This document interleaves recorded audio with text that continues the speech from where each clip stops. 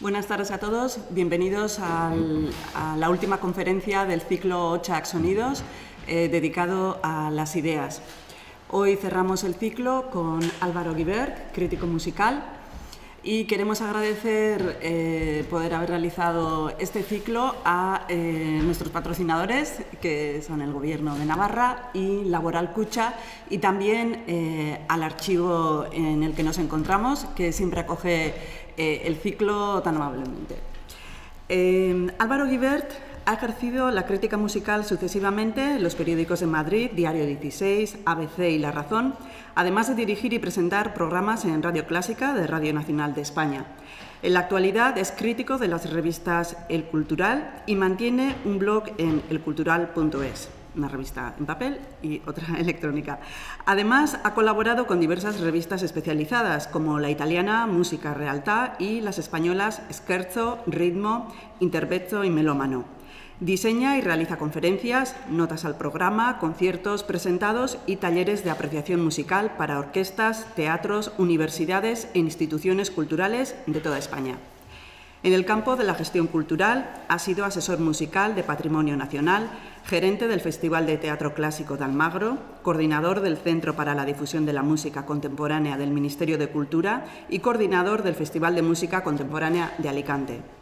En el año 2001, Álvaro Guibert entró a formar parte del cuerpo directivo de la Escuela Superior de Música Reina Sofía, de la que en la actualidad es director de Relaciones Externas.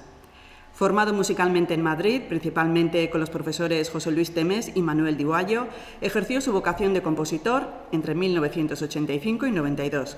Por otra parte, Álvaro Guibert es licenciado en Ciencias Biológicas por la Universidad Complutense de Madrid.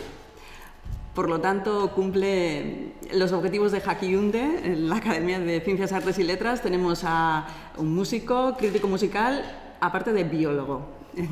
Muchas gracias por estar hoy aquí. Muy bien, pues muchas gracias Jacqueline, y muchas gracias a Jaquiunde y a la profesora Teresa Catalán por haberme invitado a dar esta conferencia. Yo estoy encantado de compartir con ustedes unas reflexiones y alguna experiencia también. Me gustaría empezar por poner sobre la mesa dos preguntas, que son las que vamos a tratar de ir contestando a lo largo de este rato. Son dos preguntas que aparentemente no están conectadas, pero veremos al final que sí lo están. Primero, ¿es necesaria la crítica musical hoy? ¿Y por qué? ¿O para qué sirve? Y segunda pregunta, ¿qué tiene la música que nos afecta tanto? Vean que en el título de la conferencia aparecen dos conceptos que también pueden parecer distantes, pero que en realidad están muy unidos. Uno es el de la crítica, la idea de crítica musical, de crítico musical, y la idea de apreciación, apreciar la música.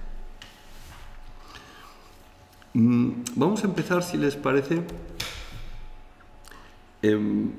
centrándonos en el asunto de la apreciación, que está precedido por otra actividad, que es la percepción. Percibimos cosas y las apreciamos. Vamos a hacer un pequeño ejercicio, si les parece, con lo que tengo aquí detrás. Espere. Igual estoy en medio y les tapo. No, ¿no? ¿Se ve bien? Bueno. Un ejercicio, digo, de apreciación y de percepción. Es un cuadro que sin duda conocen todos y alguno lo habrá visto incluso en el Museo del Prado, que es donde se guarda. Pero quiero que no den por sentado las cosas que solemos dar por sentadas, ¿no? Entonces, piensen que entran en el Museo del Prado, llegan de alguna manera a la sala donde se conserva este cuadro, donde se expone, y entonces reflexionen sobre qué capacidades, qué partes de su ser físico y mental entran en juego a la hora de apreciar este cuadro, esta obra de arte. Yo de momento les señalo, como está escrito ahí, que la percepción visual de una obra de arte, como es este cuadro, Las Meninas, de Velázquez, es una percepción inmediata. ¿Qué quiero decir con eso? Que tú entras en la sala, ves el cuadro y ya lo has visto. Esto es una perogrullada. Pero piensen que eso no ocurre en todas las obras de arte.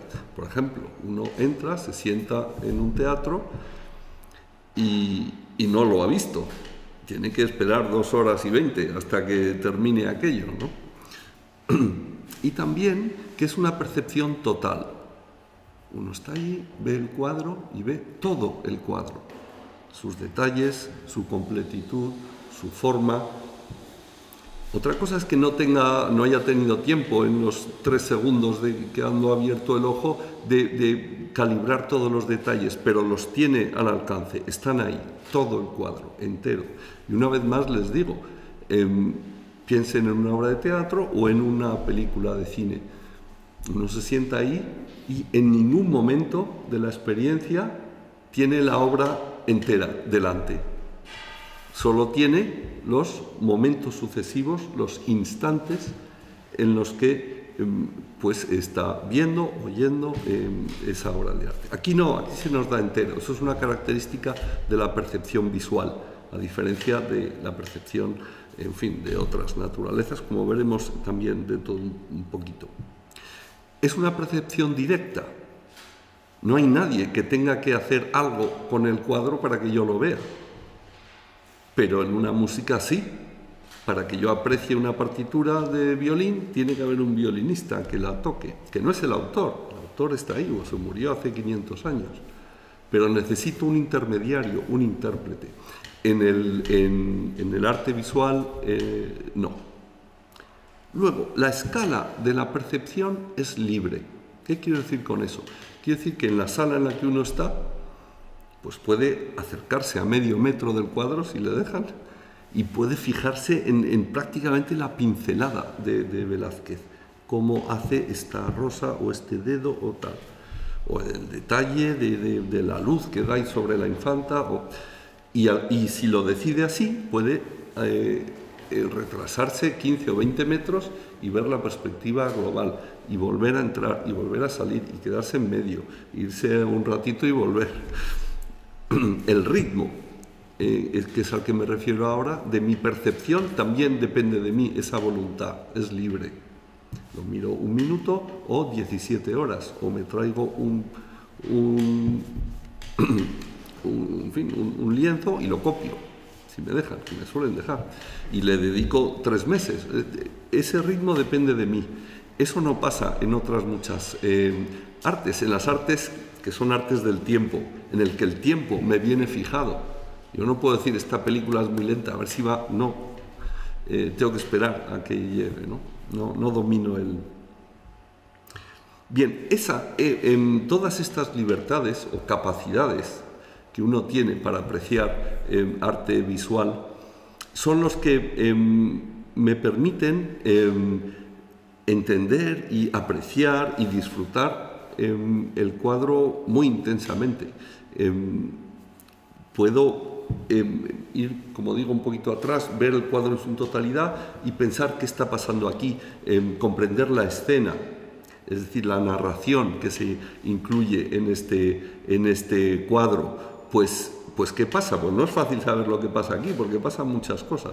Pero bueno, como probablemente saben lo que pasa, seguramente es que Velázquez, que está retratado ahí mismo, está pintando un retrato de los reyes, de Felipe IV y su esposa Mariana, que están posando para ello. Y no se les ve, pero sí se les ve, porque están al fondo, se les ve al fondo en un espejo, ¿no? ¿Y dónde están? Pues están, en realidad, donde estoy yo, donde están ustedes, ¿no? Entonces, bueno, se dan cuenta la cantidad de cosas que se levantan cuando uno ejerce estas capacidades que tiene, ¿no?, de percepción. Pues resulta que Velázquez me está retratando a mí, o en alguna de las revueltas, como uno mira esto, pasa eso, ¿no? Pero sin embargo aquí la protagonista aparece la infanta, esa muchachita rubia que está ahí, es la que recibe toda la luz que en realidad acaba siendo la protagonista del cuadro. Velázquez no está pintando ni al rey, ni a la infanta, ni a sí mismo, ni a nadie, sino el aire, la luz de esa habitación, con ese señor que hay al fondo, que no sabe si sube o si baja. En fin, y puede mirar todo tipo de detalles, pequeñas escenas, como el perro que está ahí ronroneando mientras uno de los bufones ahí de la corte le está dando una patada. Y las meninas, que son las que dan nombre al cuadro, que son las damas de compañía de la infanta, en fin. Yo no soy experto en esto, hay muchas formas y hay libros largos, enteros, escritos sobre este cuadro, pero quiero que se fijen todas esas capacidades que tenemos para apreciar una obra como esta y que no tenemos para apreciar otras obras. Por ejemplo, las obras de música. ¿Cómo es la percepción sonora? Como es sonora, no es fácil de poner en una pintura. Yo la he representado ahí con este esquema de play, no play y de una línea, un cursor que solemos ver en los aparatos, ¿no? La percepción sonora no es inmediata, como les decía, hay que esperar a que acabe para haberla oído entera. Y en ningún momento es total, yo solo puedo percibir instantes. No es directa porque requiere un intérprete y la escala de percepción es siempre la misma, es oír el instante y ya está. No puedo abarcar, quiero oír un minuto, no, quiero oír 10 minutos enteros y mirar, no puedes, solo el instante. Y el ritmo, desde luego, también es el de la música, tienes que esperar a que las cosas ocurran, no puedes influir. Es decir, y esto nos impide hacer lo mismo que hemos hecho hace un par de minutos con las meninas. No podemos entrar en un cuarteto de cuerda o en una sinfonía con esa libertad con que nos movemos en la sala de las meninas. Y, por lo tanto, estamos limitados en nuestra capacidad de percibirla y de apreciarla. ¿Qué le vamos a hacer? La manera de... a ver, una obra de arte en el tiempo, vamos a decir, una música, una película, un ballet, se puede percibir de esta manera el instante en que estoy viendo. En muchas ocasiones el instante que estoy viendo es maravilloso y me va muy bien y ya está. Y con eso pues estoy satisfecho, ¿no? Gozo el instante. Pues mira qué bien. Pero no lo estás apreciando todo, estás perdiendo mucho. ¿Por qué? Porque el compositor, como todo artista, cuando crea una obra la crea entera y crea un universo que tiene sentido y que tiene sentido como tal universo, no solo como las pequeñas partes que yo voy percibiendo en cada momento.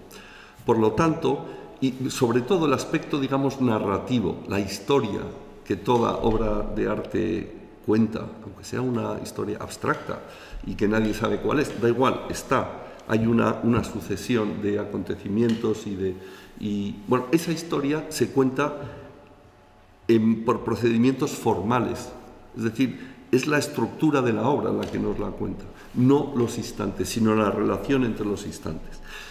Entonces, para poder apreciar eso, apreciar la obra entera como estructura, como narración, cuando hablamos de música, pues no podemos salvo que tengamos buena memoria.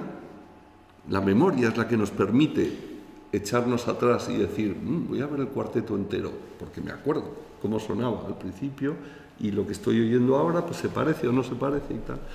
Y la capacidad de predecir, porque la música, claro, se escribe con determinadas claves y uno al oír inconscientemente las percibe y dice, ahora va a pasar algo y muchas veces acierta. Eso pasa mucho en la música muy sencilla, en una canción, digamos, popular, de las que suenan en la radio y que repiten el mismo estribillo 14 veces, pues a la segunda vez ya sabes lo que va a pasar, que son repetición de esto, probablemente con otras palabras, pero Eso es a lo que me refiero como predicción de lo que va a pasar. Esas habilidades son las que te permiten calibrar la obra entera, ¿no? Pero es difícil que trabajar activamente, no es tan fácil como miro las amapolas y ya las veo, pues así una loma con amapolas y una señorita que pasea. O también se puede hacer sin forzar mucho la memoria, teniendo ayuda externa. Y lo dejaremos ahí por el momento. Me gustaría ahora que hiciéramos un pequeño experimentación de, como hemos hecho con las venidas, pero con una obra musical, si les parece bien, breve, ¿no? Antes, sin embargo, les señalo esto. ¿Por qué? Porque, como decía, la forma, la estructura, cómo empiezan las cosas, cómo siguen y cómo terminan, eso es lo que llamamos forma, es fundamental en casi toda obra de arte y desde luego en la música. Y es difícil de aprender, ¿no? Entonces, conviene tener en cuenta que toda obra de arte se puede entender de esta manera que les pongo ahí, como una creación paralela. Todos sabemos lo que es la creación, el universo en el que habitamos. Bueno, pues eso existe. Y entonces el artista lo que hace es otra creación, crea otro universo que inevitablemente está en relación con el que vive. Porque el artista, además de artista, es un ser vivo y porque, aunque sea incluso por rechazo, por omisión, algo distinto, pero bueno, ya distinto es, distinción es un tipo de relación, ¿no? Entonces crea un universo paralelo. Y entonces toda forma toda obra de arte tiene una forma circular. La experiencia artística es circular entre estos dos extremos, ¿no? Uno está en el universo, porque si no estaría muerto. Entonces, partimos de la base que estamos vivos, estamos en el universo, entramos en una experiencia artística. Entro en un concierto, o me meto en un cine, o miro o leo un poema, empiezo una experiencia artística y me traslado a otro universo, exploro ese otro universo que el artista ha creado durante un tiempo. Inevitablemente, eso termina y regreso al universo del que partí, a mi vida, ¿no? Eso que puede parecer muy evidente, muy de perogrullo, pero en realidad condiciona toda forma, la forma de todo arte en el tiempo. Porque el artista tiene que hacer que salgas de tu universo, entres en el suyo y al final te tiene que devolver, porque si no, esto ya, en fin, sería delictiva la cosa. Entonces, eso te obliga a crear la entrada y la salida. Es decir, que toda obra de arte que transcurre en el tiempo tiene una forma que los músicos llamamos A-B-A, o circular o triangular, como la quieran ver. Estoy en A, voy a otra cosa, la llamo B simplemente porque es distinta, y después vuelvo. Y ese volver es el que casi siempre produce una sensación de completitud, de volví a casa, ¿no? El regreso a Ítaca.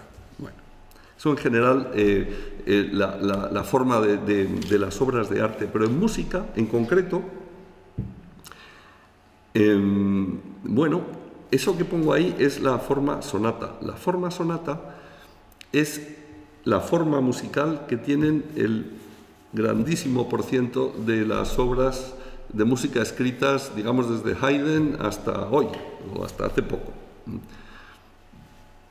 Es una forma, una estructura que ha tenido mucho éxito y que tiene esas partes que ven ahí, que son un poco raras y que suenan un poco extraños, pero si los miran bien, se darán cuenta que es una variación de la forma A-B-A.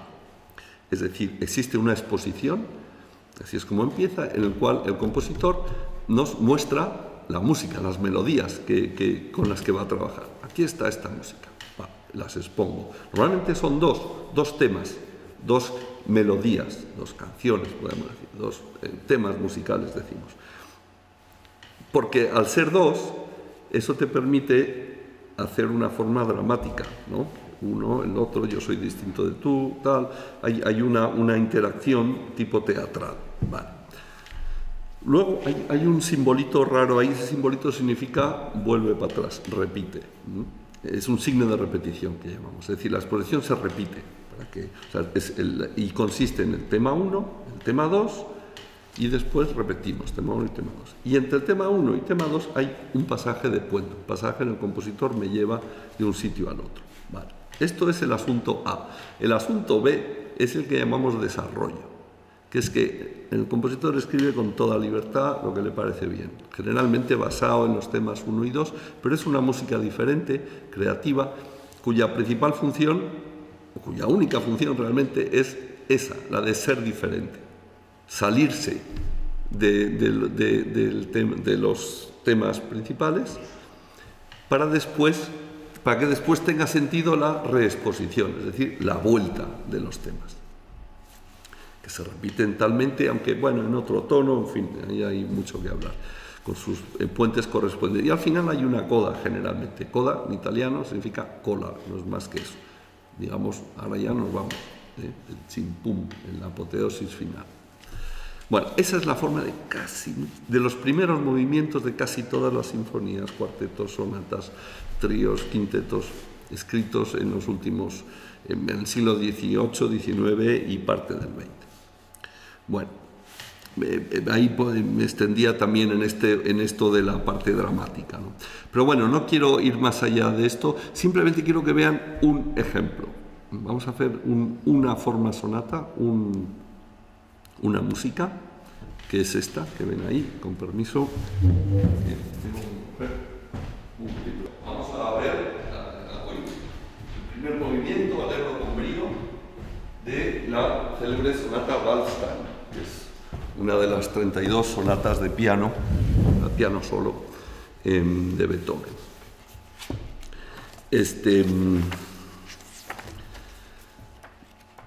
Que sigue la forma sonata.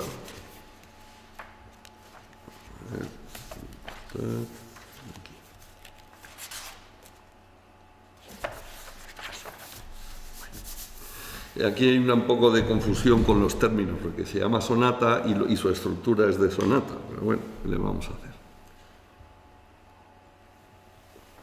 Entonces, esta es una música bastante conocida y ustedes la pueden disfrutar sin más y ya está, sin más prolegómenos. Pero yo voy a hacer, mientras suena, les voy a ir diciendo, anticipando, las partes estructurales, ¿no? Donde este es el tema 1, el tema 2, que alternan y así, que son siempre muy diferentes. El primero suele ser rítmico, intenso y afirmativo. El segundo suele ser más melódico, más contemplativo, para que contrasten, ¿no?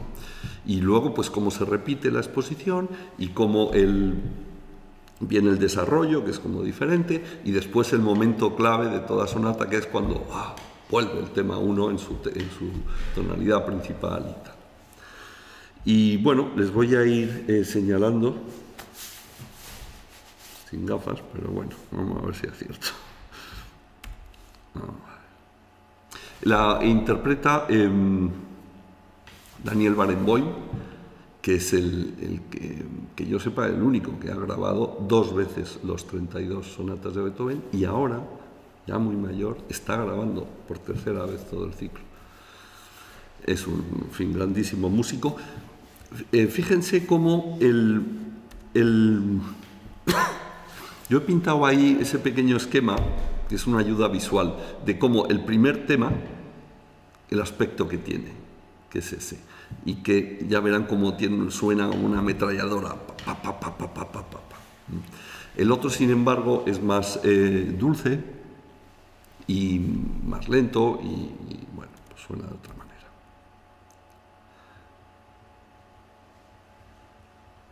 Siguiendo un poco ese esquema en color verde que ven ahí. Bueno, vamos a esperar los créditos.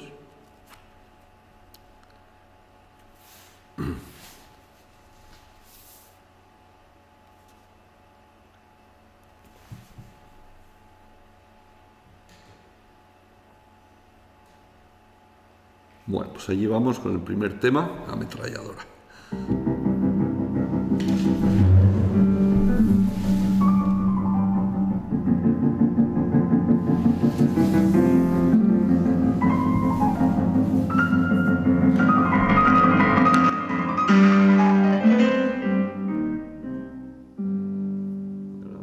Toca otra vez el primer tema.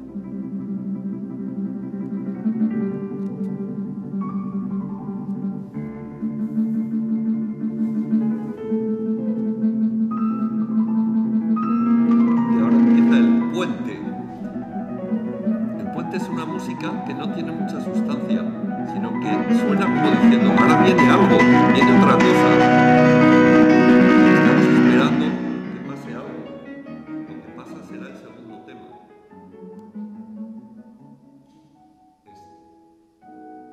Un buen puente tiene que tener esa cosa expectativa.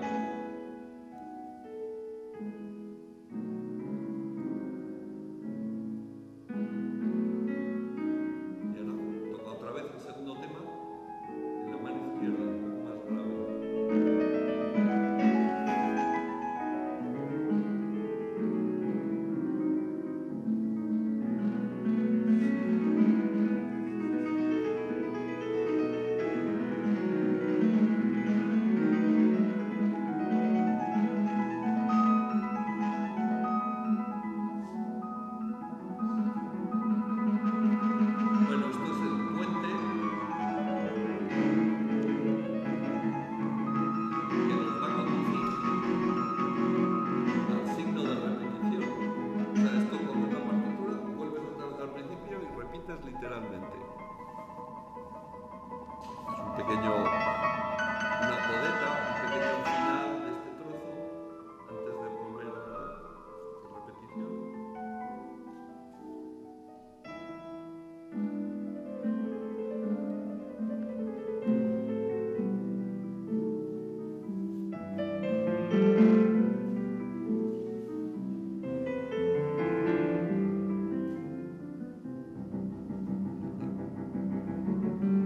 Repite de los principios.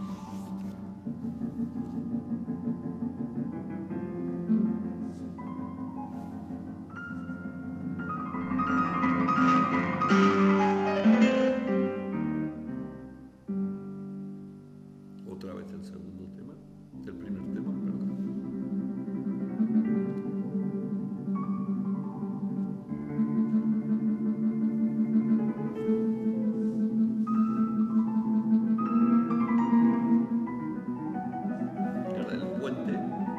Que lleva al segundo, que es mucho más melódico y luego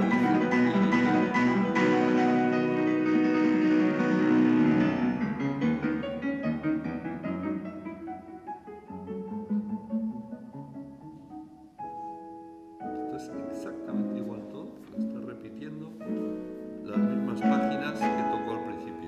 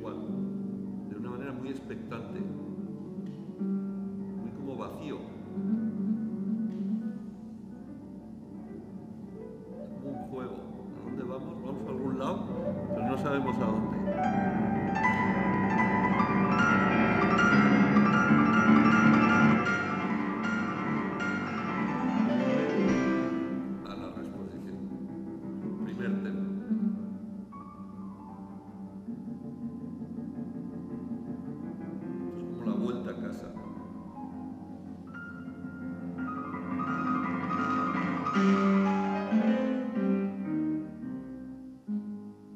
Que lo cambia un poco, como pueden ver.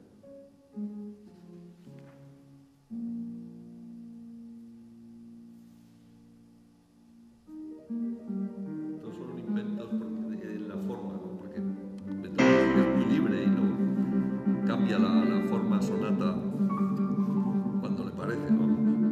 Cuando se aburre.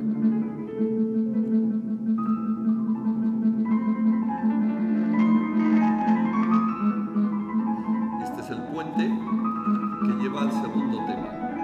Es un poco diferente de antes, pero es básicamente lo mismo. Es en otro tono.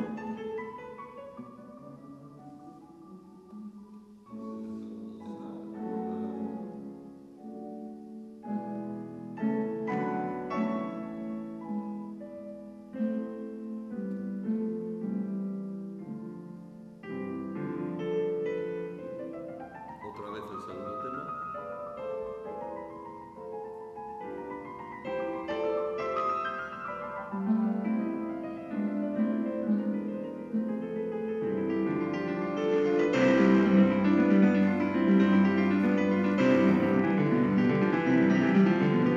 Este sería el puente, en este caso es el puente al final, a la coda.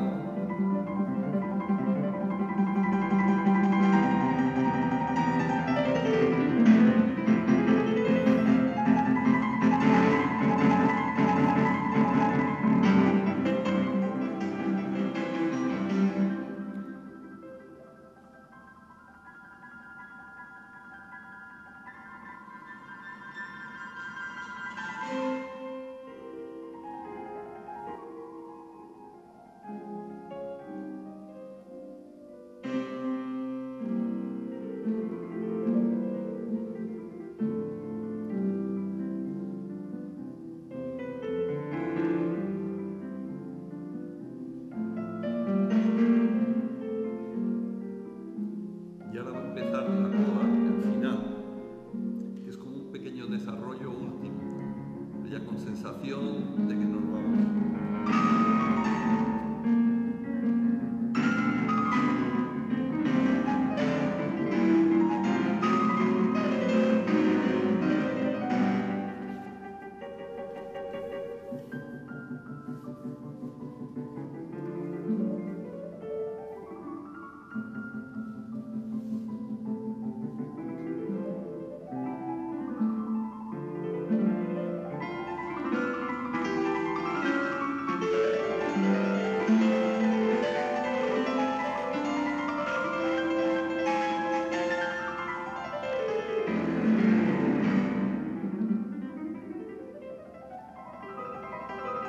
Y ahora vienen un par de cadencias.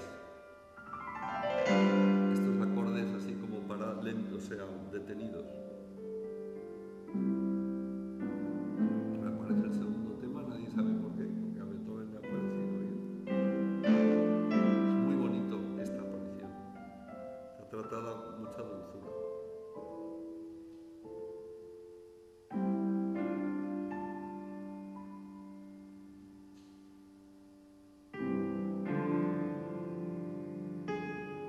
Y ahora el rush final y a casa.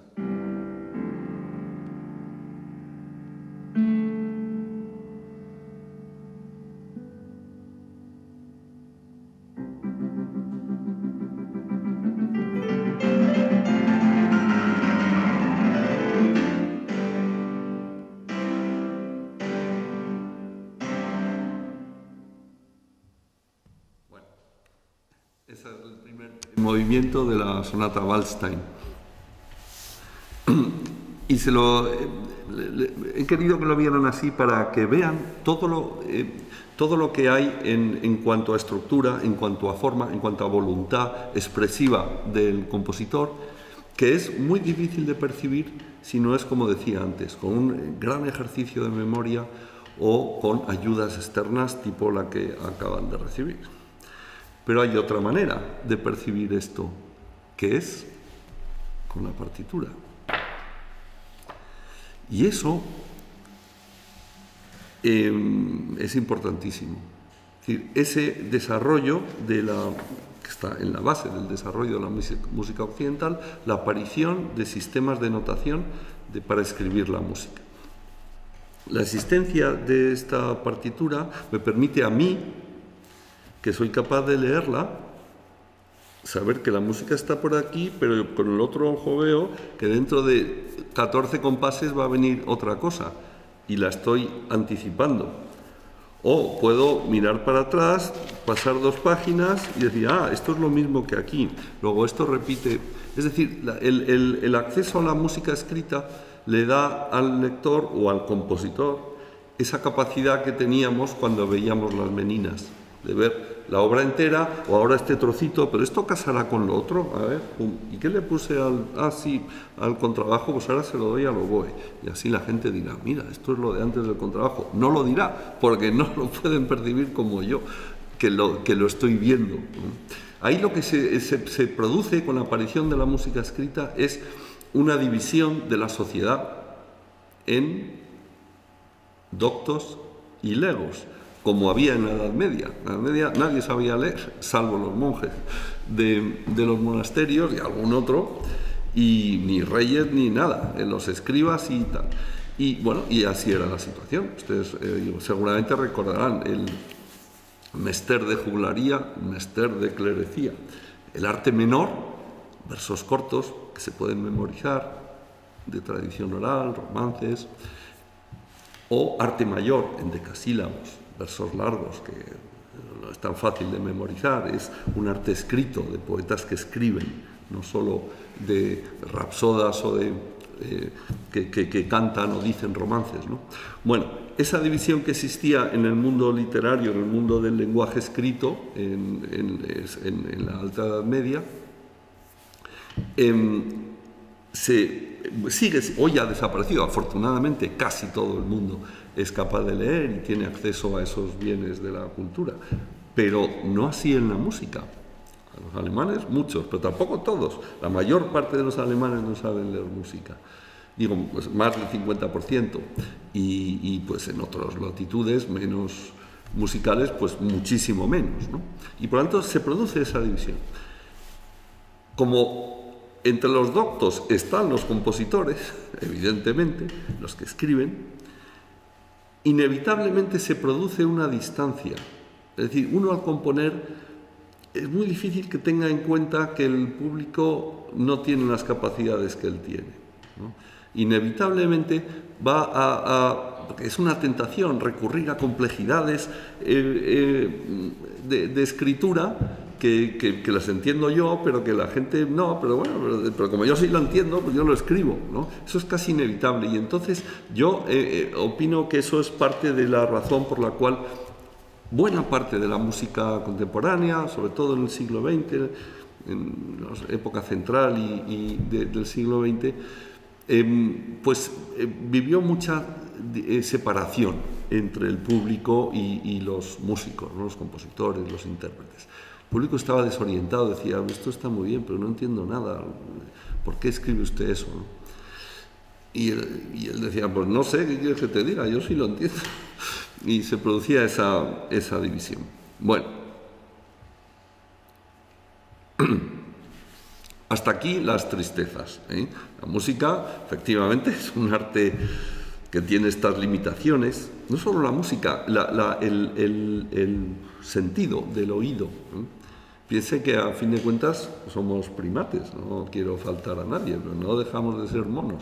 Y tenemos antepasados que eran arborícolas, vivían en los árboles, se movían por braquiación, es decir, saltando de rama en rama. Cuando uno va a saltar de una rama a la siguiente, más le vale calcular bien la distancia.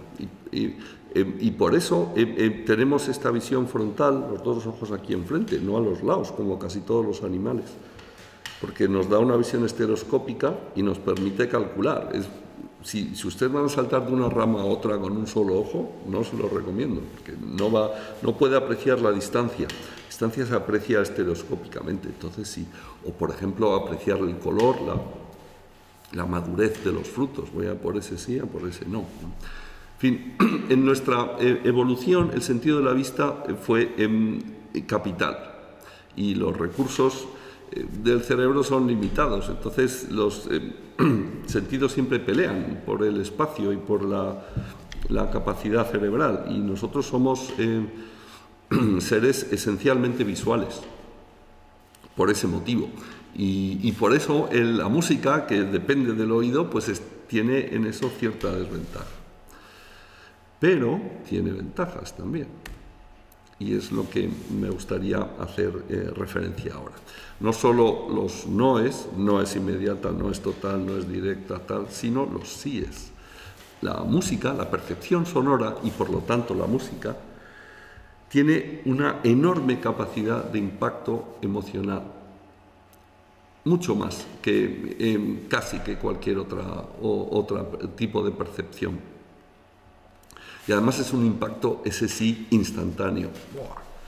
Y ahora verán exactamente a qué me estoy refiriendo. Aquí hay que entrar un poco en materia un poquito árida, pero poco.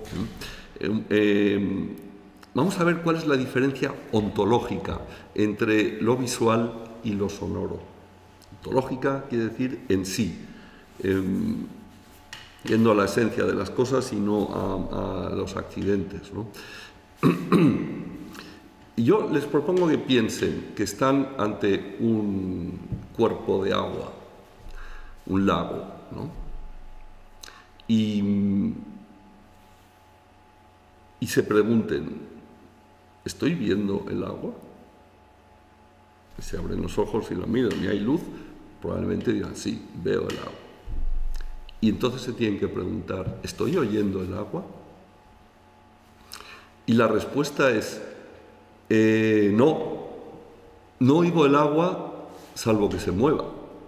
Si en lugar de un lago o un embalse es un río, entonces sí lo oiré.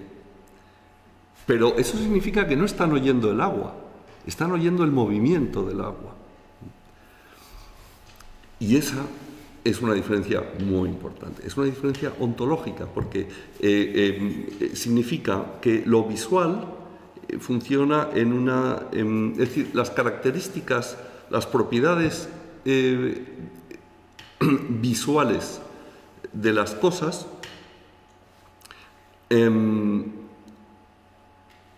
yo las aprecio directamente. Sin embargo, las capacidades sonoras, las cualidades sonoras de las cosas no las aprecio directamente. De hecho, no las aprecio. Las cosas no suenan. Lo que suena es lo que les ocurre a las cosas. Por ejemplo, este ratón no está sonando, pero si lo percuto contra la mesa, entonces sí ha sonado y reconocerán ese sonido. Por lo tanto, no se pueden oír cosas, solo se pueden oír acontecimientos, sucesos. Y eso significa, si vuelven a situarse, no en la época del primate aquel, pero en la época de hace 100.000 años, digamos, ¿no? Un cazador-recolector por los bosques y praderas de Burgos, en Atapuerca. Cuando esa persona oye un ruido, no está oyendo una cosa, está oyendo un suceso. ¿Y qué suceso? Si oyes crack, una especie de crujido de hojas secas, pues inevitablemente asocias crack, alguien ha pisado, ese alguien puede ser un tigre, un león, una hiena, y yo salgo corriendo, ¿no? Y efectivamente el sonido tiene esa capacidad de impactarnos directamente y intensamente y sin pasar por el filtro del entendimiento, del pensamiento. Yo directamente oigo y algo dentro de mí, se disparan la adrenalina, los neurotransmisores y yo eso, bueno, aquí lo sabrán muy bien. Yo estuve una vez en un encierro, hace mucho tiempo, no aquí, en Cuellar, y yo recuerdo perfectamente esa sensación de que cualquier ruidito me hacía, antes de que empezara, ¿no? Estabas ahí en el callejón necesitaba toda mi fuerza de voluntad y mi dominio para decir, no, párate, no vayas a salir corriendo y llegar el primero y hacer el ridículo. Tienes que esperar. Y así logré atarme ahí al suelo como pude, hasta que efectivamente empecé a ver un cuerno que subía y bajaba. Y digo, bueno, eso ya puede ser un buen motivo para salir corriendo. Pero no antes. Pero sin embargo hay esa pulsión, ¿no? Hay un libro de un filósofo francés, se llama Francis Wolff. El libro se llama ¿Por qué la música? Salió hace un par de años traducido al español. Y es un filósofo que en este libro estudia la música y describe precisamente este asunto de que lo que oímos no es el agua sino su movimiento. Y no suena la pata del tigre sino su pisar la hojarasca. Y eso tiene como digo, mucho impacto en las personas que oyen sonidos. Pero ¿qué pasa cuando oímos sonidos musicales? ¿Qué son los sonidos musicales? ¿Qué es lo que distingue un sonido musical de un ruido? Y lo que dice Francis Wolff es que los sonidos, que como digo, son siempre espejo de un acontecimiento, de una cosa que acaba de ocurrir, positiva o negativa, uno siempre inevitablemente los asocia a su causa y a su posible consecuencia. ¿Qué es lo que ha hecho sonar aquello, ¿no? Por supervivencia uno lo hace. Entonces, los sonidos musicales también son causados por algo. Por ejemplo, un dedo que pisa una tecla del piano, que a su vez da un martillo, que hace sonar golpea una cuerda y suena... Bueno, pero el oyente ha aprendido a desentenderse de eso, es decir, de la causa física primera del sonido, y atender a una causa, digamos, artística o creativa, que es la que explica ese sonido musical. De la misma manera que, por ejemplo, una palabra de una frase, su significado viene explicado en muy buena medida por la palabra anterior. Y la palabra que ahora estoy oyendo explica también o pone en contexto la siguiente. Y eso es lo que construye una frase, ¿no? Pues de la misma manera, los sonidos musicales se organizan en frases. Y digamos que esa causalidad original de los sonidos, que uno aprendió a asociar a cosas que me tienen que hacer actuar y que por lo tanto me mueven la adrenalina, eso en la música es sustituido por una causación de tipo musical. Ahí hay que entrar ya en tema técnico, ¿no? Pero si venimos del primer grado, pues iremos al quinto y luego al sexto. Y eso la gente realmente aprende a entenderlo así, aun sin saber describirlo, pero es así. Los sonidos musicales nos gustan o nos disgustan porque los entendemos en relación con nosotros. Pero lo bonito de esto es que, aunque ya no atienden estos sonidos a su razón de ser física, porque no interesa el mecanismo de un órgano, interesa musicalmente el sonido. Sin embargo, se conserva ese impacto directo del sonido por ser sonido en las emociones de la gente. Y esa capacidad es la que utilizan los compositores la utilizan creativa y artísticamente, y eso al final es lo que nos mueve, lo que nos hace bailar cuando oímos una música bailable, lo que nos hace repetir una canción porque nos encanta, y en fin, eso es lo que hace que la música nos impacte y nos guste tanto. Bueno, hay otra filósofa, una mujer a la que me gustaría hacer referencia, que es Alicja Jeszczyńska, una filósofa polaca que vive en Alemania y que ha escrito un libro que se llama La música como hogar, una fuerza humanizadora. Está en la editorial Siruela, salió también hace un año y pico. Y ella aporta otra capacidad que tiene la música, digamos, que compensa estas carencias, ¿no? Y es es esta capacidad o esta fuerza humanizadora. La música como hogar, en el sentido de la música como sitio acogedor en el que invita a ser habitado. Y entre otras cosas dice en ese libro que oír música, lo que hemos hecho hace un ratito, es un ejercicio de empatía. ¿Saben qué es la empatía? Empatía es sentir yo un sentimiento de otro, no comprenderlo o quererlo, no, sentirlo. Es decir, que cuando una persona sufre, yo experimente sufrimiento, no pena, sino sufrimiento. Eso es la empatía, ¿no? Sentir yo o lo mismo la alegría, un sentimiento que ha nacido en otra persona. Entonces dice que oír música es un ejercicio de empatía. ¿Por qué? Porque en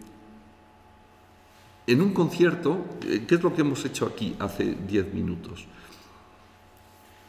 Hemos experimentado sentimientos y emociones que originalmente eran de Beethoven o de Barenboim, que es el que las ha tocado. Y nosotros los hemos sentido, no solo los hemos oído, los hemos sentido, nos hemos emocionado. Y además nos hemos emocionado todos, es decir, todos hemos compartido una emoción que es de otra persona, ¿no? Que es de todos. Y hay muchas formas de verlo, pero efectivamente un concierto, si se piensa bien, de música, es un gran festejo, una gran ceremonia de la empatía.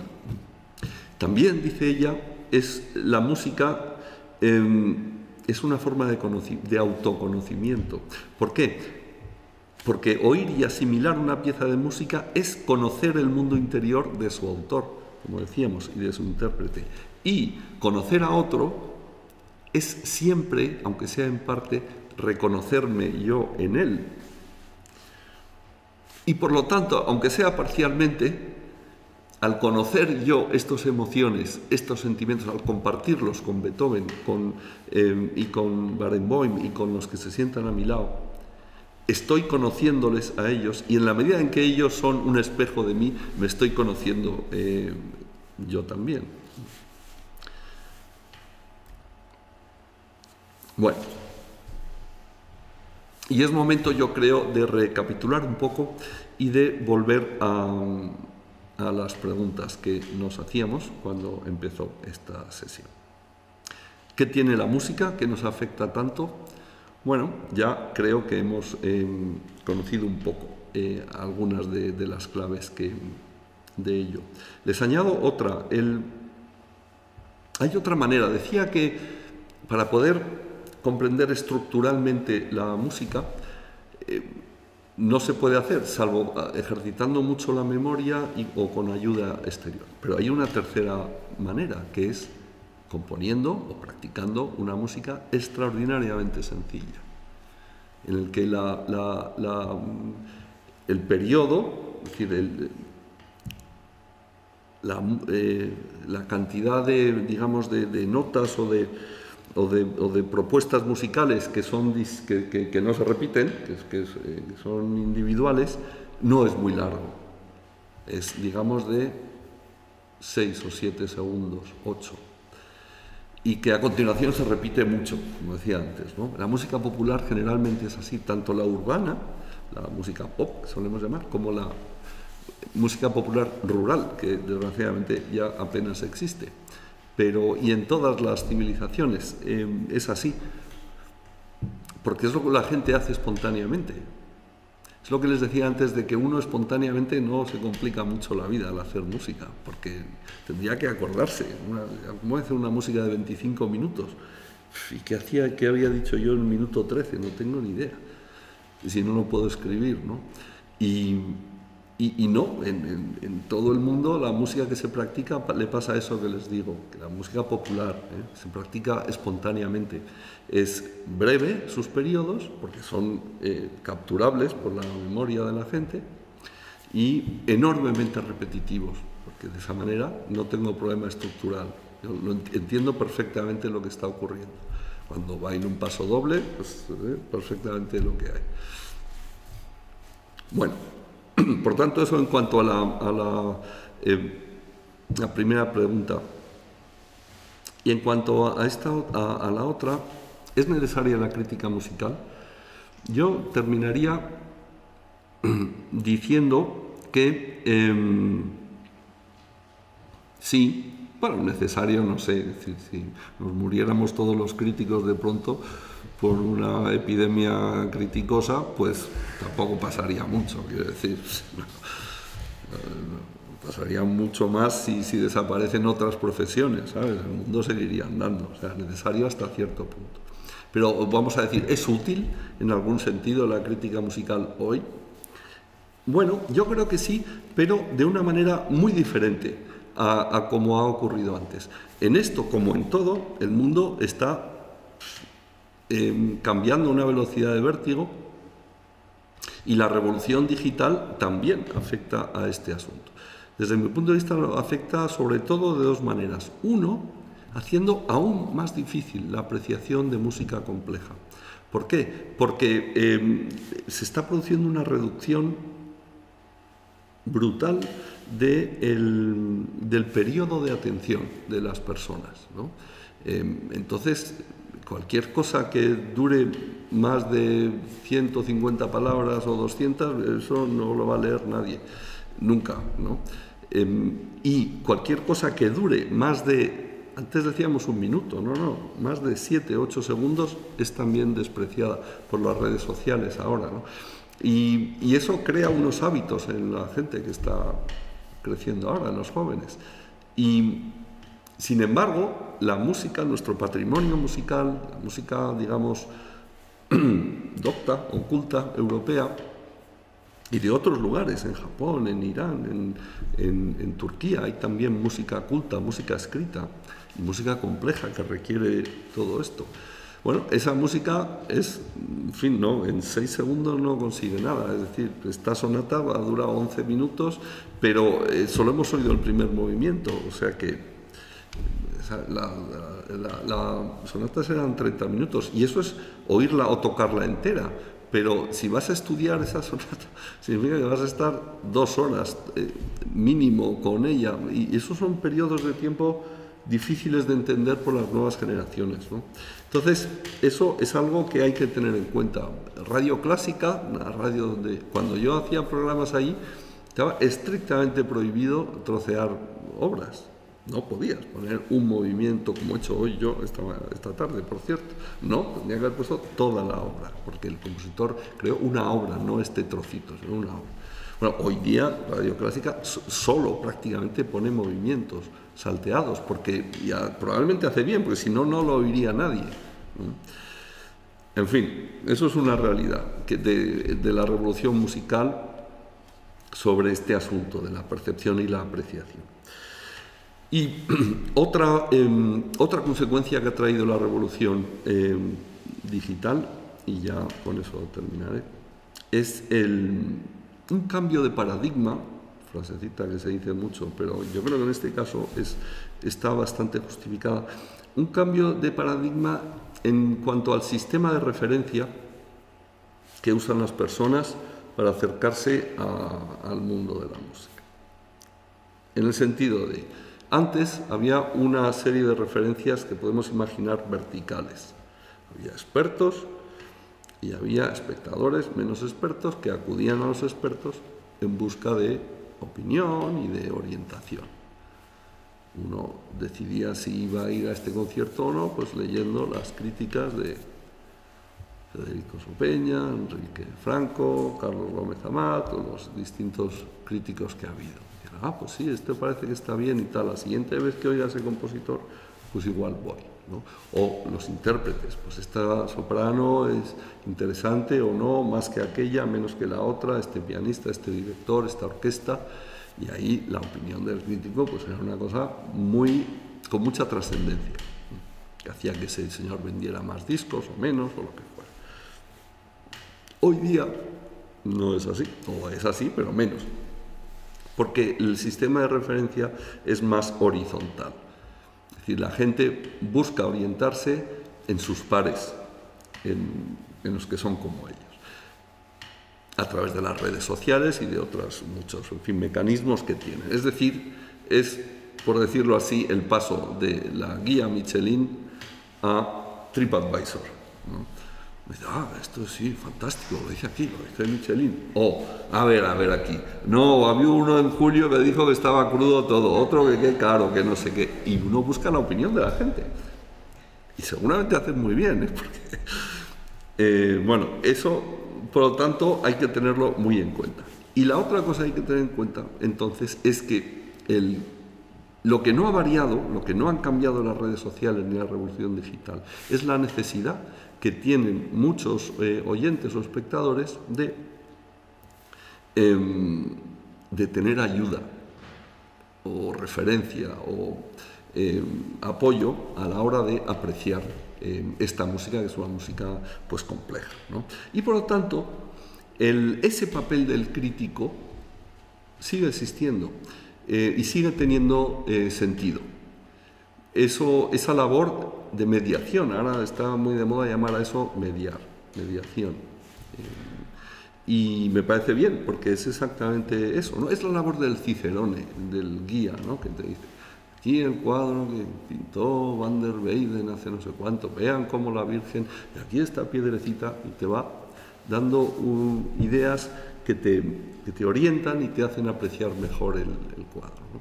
Pues eso en la música, como hemos visto, es aún más necesario y sigue siéndolo.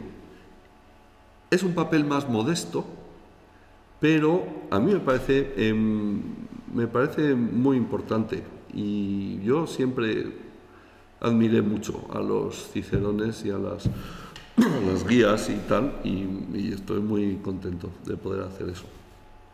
Esto se puede hacer a priori, antes de la música, a través de presentaciones, de charlas, de notas al programa, de emisiones de radio, televisión, antes de que, o después de producido ese, donde la gente va y comprueba o mira a ver si opina algo parecido o no y tal, a través de reseñas, críticas y demás.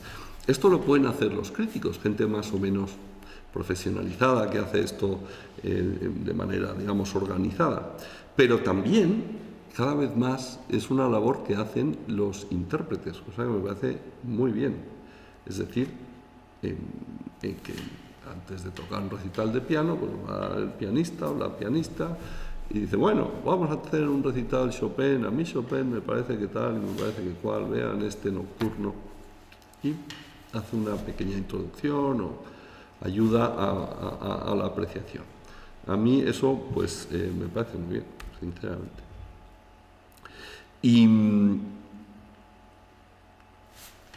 Y yo creo que con esto quedan contestadas nuestras dos preguntas, y sí me gustaría terminar con un par de frases de un gran mediador, precisamente, una persona que es filósofo, poeta, músico, musicólogo y otras muchas cosas, que es el pamplónica Ramón Andrés. Y él ha escrito un libro, su último libro que ha sacado, que es La bóveda y las voces, que acaba de aparecer. Y dice un par de cosas en ese libro que yo creo que subrayan la potencia de la música, porque con todas sus limitaciones sonoras, y otra limitación importantísima que tiene el oído, que no les he dicho, pero que para mí yo la sufro con poca paciencia, debo decir, es que el oído no tiene párpados. Es decir, si a mí no me gusta lo que veo, que no es el caso, pero si no me gustara, me basta con cerrar los ojos y dejo de verlo inmediatamente. Pero si no me gusta lo que oigo, no tengo manera de cerrar los oídos, tengo que salirme a otro lado. Y eso hace que las agresiones acústicas sean bastante más graves, porque no tienen remedio. Y por lo tanto, la música y el oído tienen limitaciones, pero tienen enormes potencias. Hemos hablado de alguna, y Ramón Andrés señala un par de ellas que me gustaría compartir para terminar. En su último libro, que es una historia de Josquin des Prez, un compositor renacentista, repasa la historia y la geografía humana y musical de Europa y, claro, señala los horrores de la historia de Europa y de tantas otras regiones, por cierto, ¿no? Y la mucha sangre y la mucha violencia. Pero dice que la música contrarresta, ¿no? este aspecto de la historia europea. Y en el mismo libro dice la siguiente frase: el que decide cantar distingue pronto el dolor ajeno y lo restaña. Bueno, yo creo que eso es un motivo más para amar la música, como estoy seguro que lo hacen ustedes. Muchas gracias.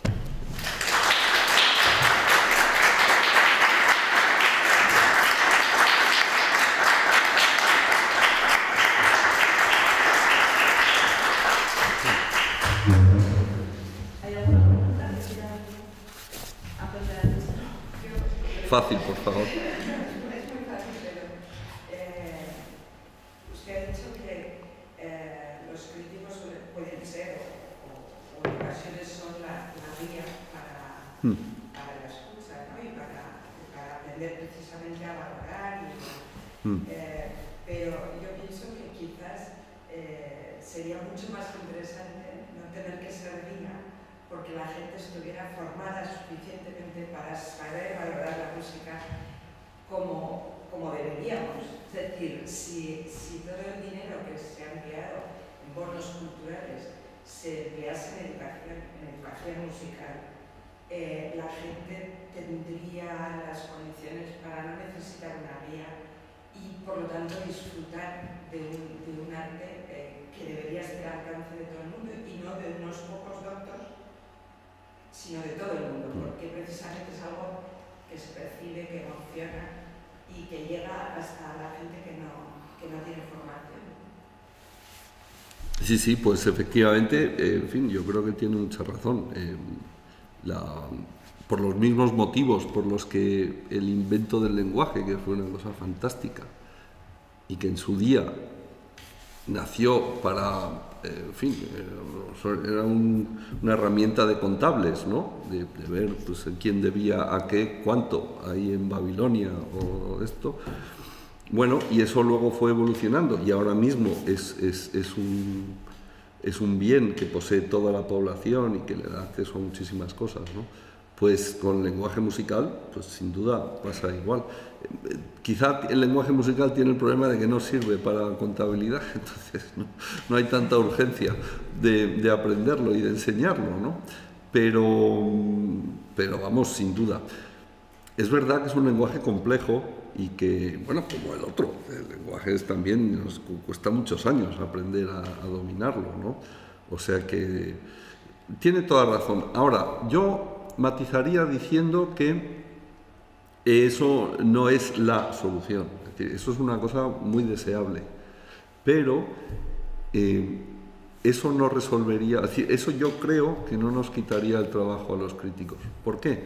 Porque no es, además de la dificultad técnica de la que hemos estado hablando hoy, hay otra dificultad que es inherente al arte. El arte es una cosa incomprensible. Nadie sabe lo que es. El que diga que sabe lo que es, se equivoca o miente. Porque es por naturaleza una actividad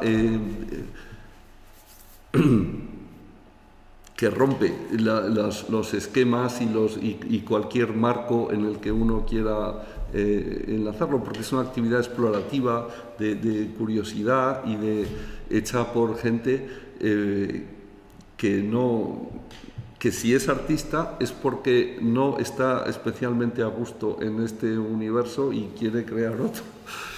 Como dice también Ramón Andrés en su libro, dice, para decepcionarse igual, porque tiene un toque pesimista el amigo Andrés. Pero es verdad que todo el arte es así. Es decir, imagínense, todo el mundo es capaz de leer a James Joyce.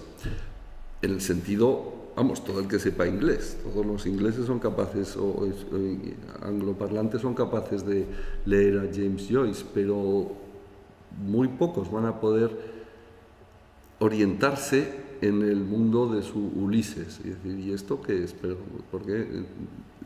¿sabe? Siempre habrá no la necesidad, pero el deseo de que alguien que simplemente se haya formado un poco más o haya profundizado más en el asunto antes que yo, me dé unas indicaciones para ello, o simplemente haga una edición del James Joyce llenita de notas que dicen aquí dice tal, porque luego en la página no sé qué tal, o esto viene de no sé dónde, ¿no? Estas notas al pie que explican. Yo creo que eso siempre seguirá existiendo, porque a la música también llegó, en fin, en realidad estaba desde el principio. El arte siempre siempre está por naturaleza, siempre es de vanguardia, porque esa es su naturaleza, siempre está al borde de lo que se puede oír, de lo que se puede hacer, de lo que se puede comprender, y por tanto siempre harán falta expertos, yo creo.